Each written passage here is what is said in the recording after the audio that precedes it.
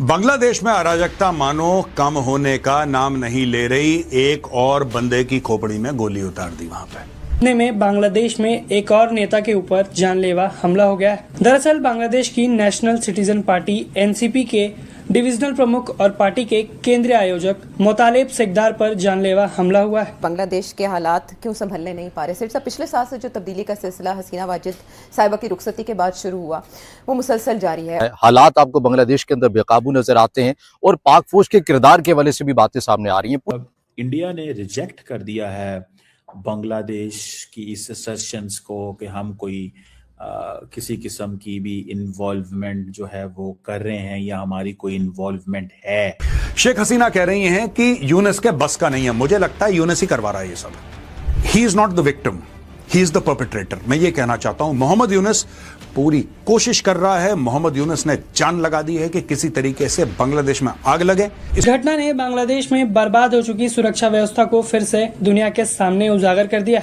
जहां मोहम्मद यूनिस की सरकार बांग्लादेश के अंदर शांति व्यवस्था, सुरक्षा, अल्पसंख्यकों की अधिकारों की रक्षा, इन सभी पहलुओं पर फेल होती दिख रही है और देश को कट्टरपंथियों के हाथ में जलने के लिए छोड़ दिया है। और जब वहाँ इंतखाबात का ऐलान कर दिया गया कि 12 फरवरी 2026 को बांग्लादेश में इंतखाबात होने जा रहे हैं, रेफरेंडम होने जा रहा है, उससे अगले दिन एक स्टूडेंट रहनुमा जो कि इन तब्दीली के अमल में शरीक रहे और फ्रंट लाइनर रहे, उनका कत्ल हो जाता है और इंडिया मुखालिफ मुजाहरे बांग्लादेश में शुरू हो जाता है। क्या मुहर्रकात हैं इस वाक़े के और उसके बाद कितना ईजी होगा इंतखाबात में जाना बांग्लादेश के लिए? रशियन एम्बेसडर जो बांग्लादेश में है, उन्होंने कहा है कि 1971 में जब बांग्लादेश की इंडिपेंडेंस हासिल हुई थी तो इंडिया ने मदद की थी, सो रशिया ने भी सपोर्ट की थी, सो रशिया और इंडिया ने मिलकर बांग्लादेश बनाया था और हम इकट्ठे थे। सो ये जो रशिया है वो चाहता है कि ढाका और दिल्ली की टेंशन्स कम हो। बांग्लादेश में अराजकता मानो कम होने का नाम नहीं ले रही। एक और बंदे की खोपड़ी में गोली उतार दी वहां पे। उस्मान हदी का तो आपने नाम सुना ही है, जो कि सिंगापुर में मर गया, इलाज के लिए भेजा था। उसके बाद बांग्लादेशियों ने बांग्लादेश में आग लगा दी। अब एक दूसरा है जिसकी खोपड़ी में उन्होंने गोली मार दी। अब कह रहे हैं कि क्रिटिकल है बट स्टेबल है। क्रिटिकल है बट स्टेबल है। हो ना हो फिर ये बोलेंगे भारत ने कुछ करवा दिया है। चलिए देखते हैं क्या हुआ है बांग्लादेश में। दोस्तों ये देखिए, NCP labour wing central leader shot in Khulna. A central leader of the labour wing of the national citizen party NCP, Mohammad Motaleb Sikder, age 42, was shot in Khulna around 11:45 a.m. today, Monday. The incident took place at a house in the Sonadanga area of the city. Saif Nawaz, an organizer of the NCP's Khulna Metropolitan Unit, told Protham Alo that Motaleb Shikdar is a central organizer of the party's labor body, Jatiya Shramik Shakti, and divisional convener for the body in Khulna. दोस्तों ये जो बात कर रहे हैं ना प्रोथम आलो की, प्रोथम आलो वही मीडिया हाउस है जिसमें आग लगाई थी इन्होंने 3 दिन पहले। A divisional labor rally of the party was due to be held in Khulna soon, and he had been working on preparations for that. He was rushed to the Khulna Medical College Hospital in critical condition. Quoting doctors, the OC said Motaleb is out of danger. The bullet entered through one side of his ear, pierced the skin and exited through the other side. यानी कि इधर गई और इधर से बाहर आ गई। I mean रफली ये लोग बोल रहे हैं, जितना मुझे समझ है, कि इसको कान में गोली लगी थी इसके, और कान में गोली लगने से फिर यहां से निकली। He is very lucky to have escaped brain damage, क्योंकि बीच में तो ब्रेन होता है। ये शायद हो सकता है कि बुलेट की जो ट्रैजेक्टरी है वो थोड़ी सी नीचे की तरफ चली गई हो, कि साइड से निकल गई, but he is an extremely lucky man. समझ रहे हैं? अब ये जो सारे का सारा जो इनकलाब मौचो है, जो कि पिछले साल जुलाई से अगस्त 2024 के बीच में वहां पे शेख हसीना के खिलाफ हुआ सारा, उसमें जो इंटरम यूएस गवर्नमेंट है वो कह रहे हैं जी कि ये वो करे। और सबसे बढ़ के एक और चीज भी हुई है कि वहां पे जो बांग्लादेश के होम एडवाइजर हैं, उन्होंने कहा है कि जी हादी उस्मान का जो किलर है वो उसकी लोकेशन का हमें नहीं पता, लेकिन वो इंडिया नहीं गया। समझ रहे हैं? So there is a lot more which is going on. बहुत कुछ है जो हो रहा है।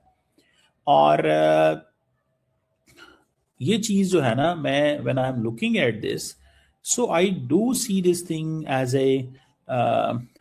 N important in many ways. मैं इसको बहुत ही अहम अंदाज से देख रहा हूं कि किस तरह जो चीजें हैं वो एस्टैब्लिश हो रही हैं।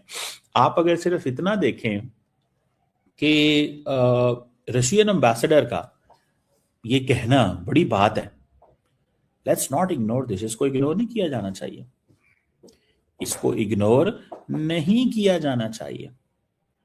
और आप देखें, ठीक है जी, ये बांग्लादेश के अंदर जो रशियन एम्बेसडर है, इट मींस कि इंडिया ने रशिया को ये कहा है कि इसमें थोड़ा इंटरवीन करें, आप हमारी हेल्प करें। ये अमेरिकन जो हैं वो उनका ये उन्होंने क्राइसिस क्रिएट कर दिया हमारे, क्योंकि सारा इंडिया एक ही बात करता है, सारा इंडिया एक ही बात करता है, और वो ये कहता है जनाब कि ये CIA और ISI का ऑपरेशन था।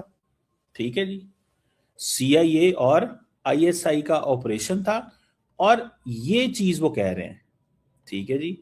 सो मुझे ये लगता है कि this is not going to be the situation. ये वो सिचुएशन ऐसे नहीं होगी जो हो है। ठीक है। सो अगर वो जिसे कहेंगे ना, अगर आप सिर्फ ये देखें कि एक तरफ हम ये देखते हैं कि इंडिया के ऊपर इस वक्त एक प्रेशर है, और दूसरी तरफ हम ये देख रहे हैं कि उस प्रेशर को रिलीज करने के लिए रशिया अपना किरदार अदा कर रहा है।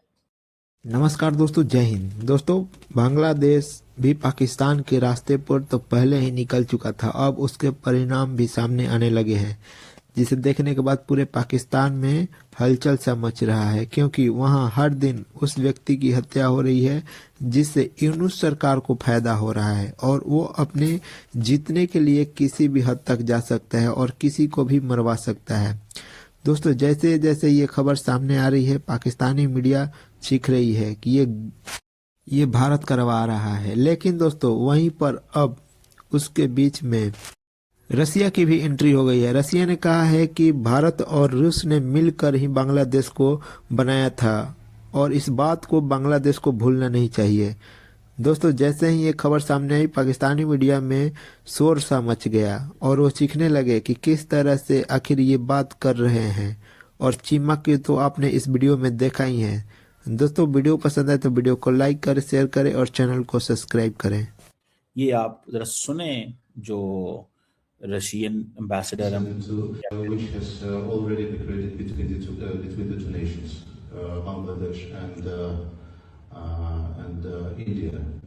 But of course, we are monitoring this situation because this is important for both countries and for the region also, for South Asia also.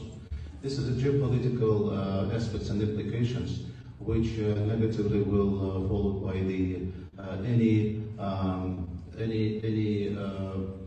not result-oriented test. We read the statement of the South Bloc. We